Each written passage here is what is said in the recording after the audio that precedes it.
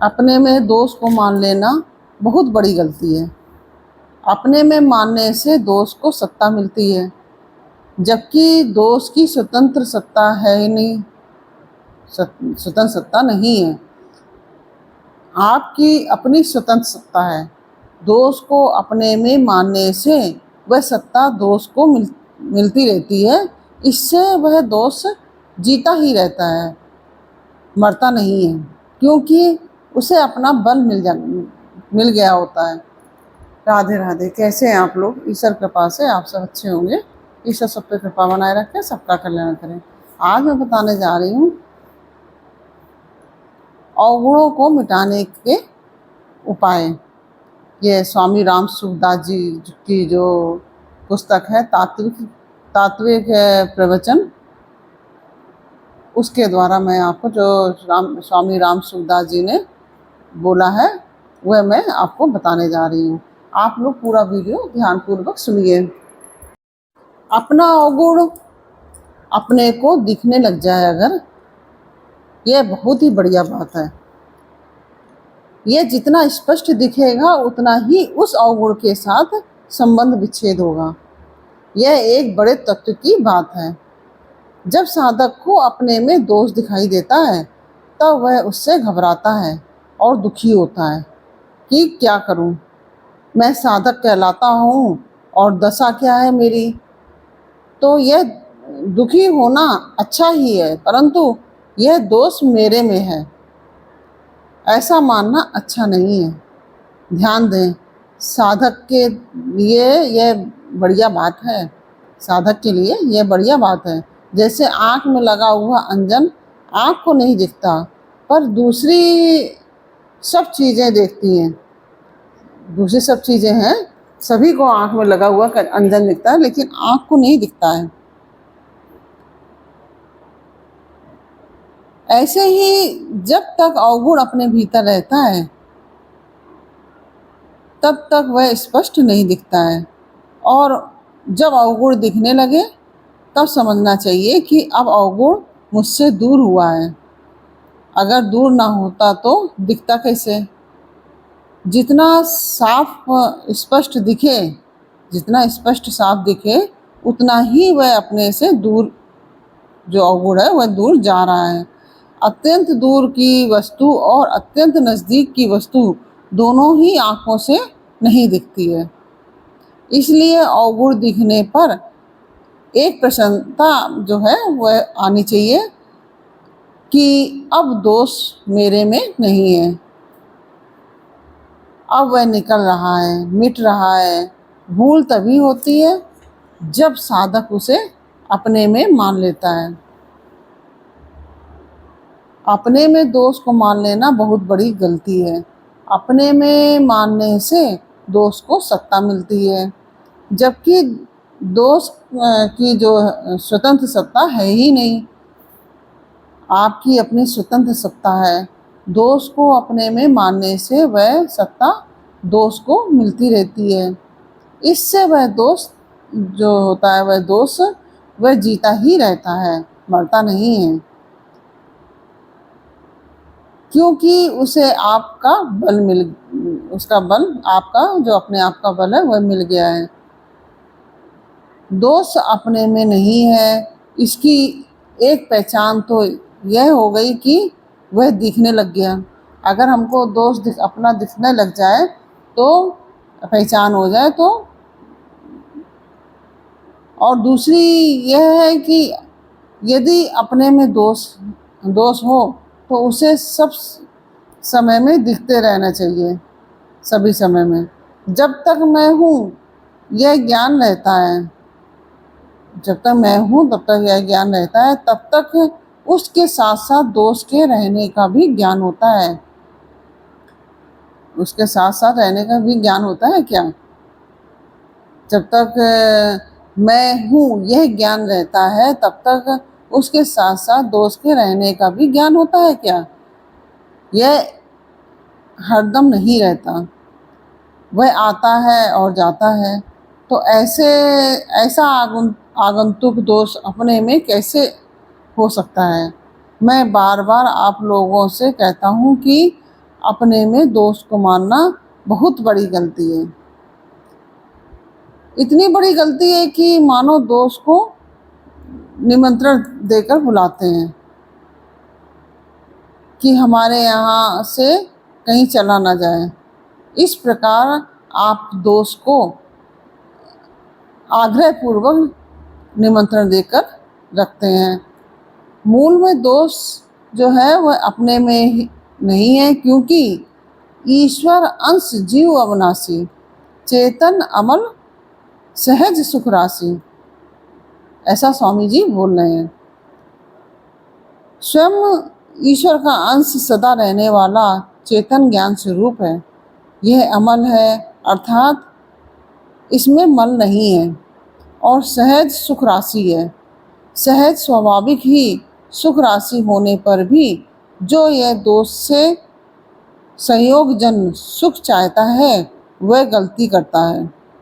जब दूसरे की तरफ से वृत्ति हटकर अपने स्वरूप में स्थित होगी तब उस सहज सुख का अनुभव होगा। स्वामी जी इस प्रकार भी बोलते हैं, न सुख काजी पंडिता, न सुख भूप भया, सुख सहजा ही आवसी, तृष्णा रोक गया। मतलब दूसरे से सुख की इच्छा लोलुपता के मिटने से ही सहज सुख प्रकट होगा। दूसरों से सुख की इच्छा लोलुपता के मिटने से ही, जैसे हम दूसरे सुख की इच्छा चाहते हैं, दूसरे से सुख की इच्छा और लोलुपता के मिटने से ही सहज सुख प्रकट होगा और सहज सुख से मन स्थिर होगा। स्वामी जी महाराज ऐसा कहते हैं। निज सुख बिनु मन होई की थीरा, निज सुख बिनु मन होई की थीरा। जब तक निज सुख नहीं मिलता तब तक मन स्थिर नहीं होगा। जब निज सुख मिल जाएगा तब अपने पास में ही सुख मिल जाएगा, तब तक वह मन कहीं भी जाएगा ही नहीं। इंद्रियां भी अपने आप बस में हो जाएंगी, स्थिर हो जाएंगी। ये दोष पुष्ट होते हैं। एक तो अपने में दोष मानने से, एक दूसरे का दोष देखने से और दूसरे के दुख की परवाह ना करने से, ध्यान दें, दूसरे की दुख की परवाह ना करने से अपने में दोष स्थित होता है, कायम होता है। हर समय सावधान रहें कि कहीं मेरे द्वारा दूसरों को दुख तो नहीं हो रहा है। मेरे बोलने से, चलने से, बैठने से किसी को दुख और विक्षेप तो नहीं हो रहा है। मैं कोई क्रिया करता हूँ तो उससे दूसरों को दुख तो नहीं हो रहा है, ऐसा स्वामी जी कहते हैं। गीता में भगवान ने कहा है, लभन्ते ब्रह्म निर्वाण मृष्या क्षीण कल्मषा छिन्न देधा यतात्मना सर्वभूत हिते रता। संपूर्ण प्राणियों के हित में रत हुए पुरुष निर्वाण ब्रह्म को प्राप्त होते हैं। ते प्राप्नुवन्ति मामेव सर्वभूत हिते रता। संपूर्ण प्राणियों के हित में रत हुए पुरुष मुझे ही प्राप्त होते हैं, ऐसा भगवान कृष्ण गीता में कहते हैं। तो साधक निर्गुण तत्व की प्राप्ति चाहे अथवा सगुण तत्व की, उसके लिए किसी को दुख न देने की वृत्ति ही बड़ी भारी आवश्यकता है।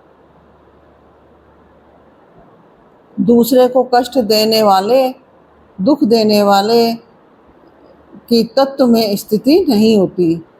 संत महात्माओं के सिद्धांत हैं, गीता के सिद्धांत हैं, भगवान के सिद्धांत हैं, उनके विरुद्ध तो करना ही नहीं है। मृत्यु भले ही हो जाए, अन्यथा सिद्धांत के विरुद्ध चलने से महान अपराध होता है। परमार्थ पत्रावली पुस्तक में मैंने एक दिन एक पत्र देखा था। ऐसा स्वामी जी बोल रहे हैं, मैं स्वामी जी के सभी शब्दों को आपको बता रही हूँ। परमार्थ पत्रावली पुस्तक में मैंने एक दिन एक पत्र देखा था। बहुत सुंदर पत्र है वह पत्र सेठ जी ने भाई जी को लिखा था। बहुत पुराना पत्र है। उसमें लिखा है कि जैसे सुनार के पास सोना गलाने की कुटीली होती है, उसमें सोने को गलाकर उसे तपाते हैं। जो सोने में तो मैल होती है वह तो बहुत जल्दी जल जाती है, परंतु उसमें जो विजातीय धातु होती है वह जल्दी नहीं जलती। ऐसे ही अंतःकरण में जो कूड़ा करकट या मैल है वह तो जल जाता है, परंतु जो विजातीय धातु है, जैसे कि दूसरे को दुख देना, दूसरे के दोष देखना, शास्त्रों और संत महात्माओं के विरुद्ध चलना आदि, इसका जलना कठिन हो जाएगा। साधन रूपी आग और सत्संग रूपी फूंक हरदम लगती रहेगी तो तब तक तो वह जलता जलता साफ हो जाएगा, स्वच्छ हो जाएगा। स्वरूप तो आपका स्वच्छ शुद्ध है ही।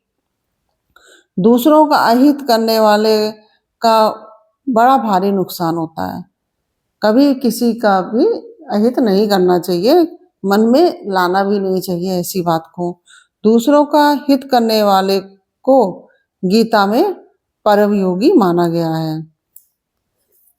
तात्पर्य यह है कि जैसे कोई हमारी चीज ले जाए तो हमें बुरा लगता है, हमारे में दोष देखता है तो हमें बुरा लगता है, हमारी निंदा करता है तो बुरा लगता है, हमारा तिरस्कार करता है तो बुरा लगता है, हमारे मन के विरुद्ध करे तो बुरा लगता है। इस प्रकार अपने शरीर की उपमा देकर सोचें, अपने शरीर की उपमा देकर सोचें कि दूसरों से ऐसा बर्ताव मुझे बुरा लगता है तो वैसा बर्ताव हम किसी से नहीं करेंगे।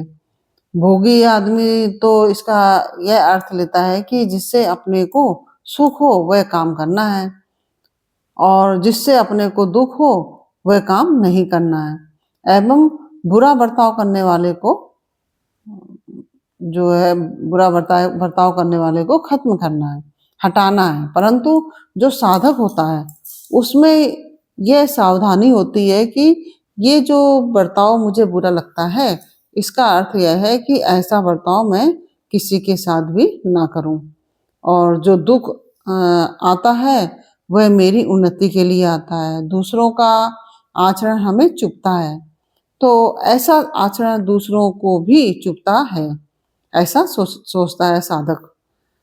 पक्की बात है। जैसे शरीर में कहीं भी होने वाला दुख हमें नहीं सुहाता, वैसे ही दूसरों का जो दुख भी हमें नहीं सुहावे। यदि हमारे शरीर मन वाणी भाव आदि से किसी भी जीव को दुख होता है तो इसका जल्दी ही साधन में सिद्धि नहीं होती। अगर हमारे जो शरीर के द्वारा मन वाणी भाव आदि के द्वारा किसी भी जीव को दुख होता है तो जल्दी साधन की सिद्धि नहीं होती है ऐसे मनुष्य की। और जैसे अपने शरीर में होने वाला सुख हमें सुहाता है वैसे ही दूसरों का होने वाला सुख भी हमें सुहाना चाहिए।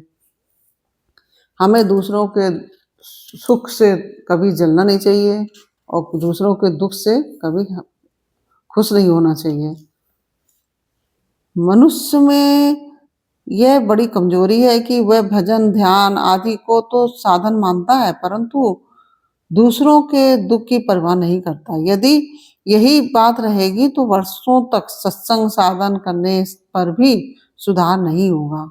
इसलिए कम से कम दूसरों को दुख ना दें। सेवा करो तो अच्छी बात, सेवा ना करो तो इतनी हानि नहीं, परंतु दुख देने से बड़ी हानि होती है। साधक जिससे जितना बचेगा उतनी ही अपने सुख की कामना उसकी दूर होगी। जितना भी साधक इससे जितना भी बचेगा उतनी ही अपने सुख की कामना दूर होगी। और तो सुख भोग की वृत्ति तब दूर होगी जब दूसरों का दुख अपने को चुभने लगेगा।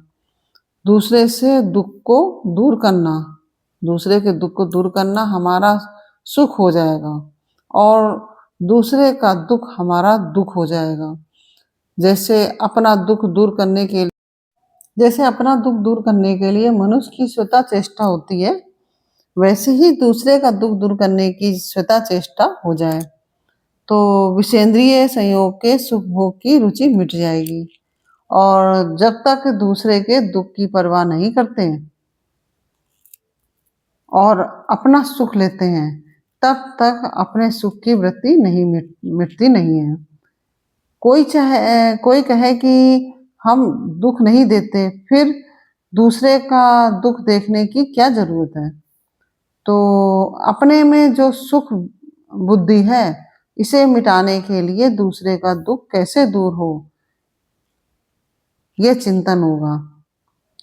अपने सुख भोग की रुचि मिट जाएगी। इसलिए संतों के लक्षणों में लिखा है, पर दुख सुख देखे पर दुख सुख देखे पर। सुख भोग